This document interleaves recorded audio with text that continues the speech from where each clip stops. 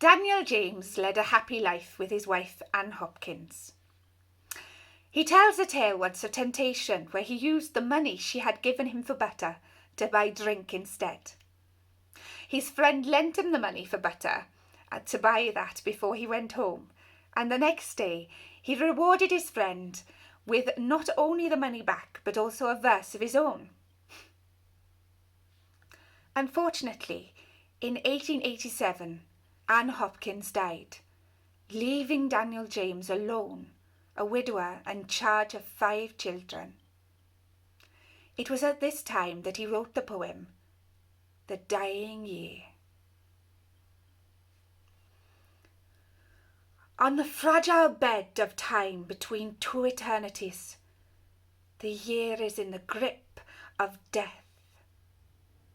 The quick fingers of the clock dissolves its earthly unity in order to set the spirit free. By his bedside, the recording angel stays until the last seconds. The history of every minute is with him like a book.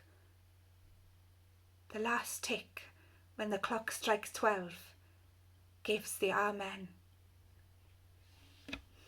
The year is dying.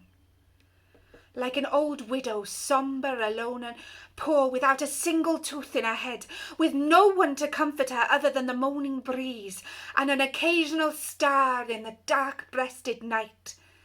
Its fairness lost by giving birth to an abundant harvest, to an ungrateful and weary world. It dies, seeing its children dying naked, with frost on their lips.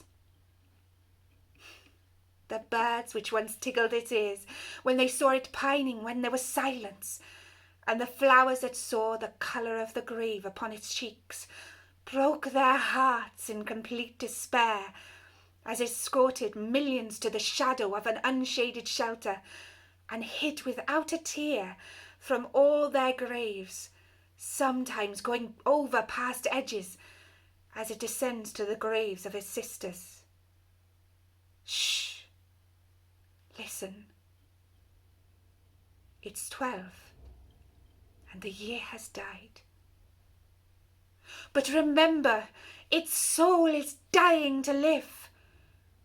Its gifts you may have belittled, which will witness against you on Judgment Day.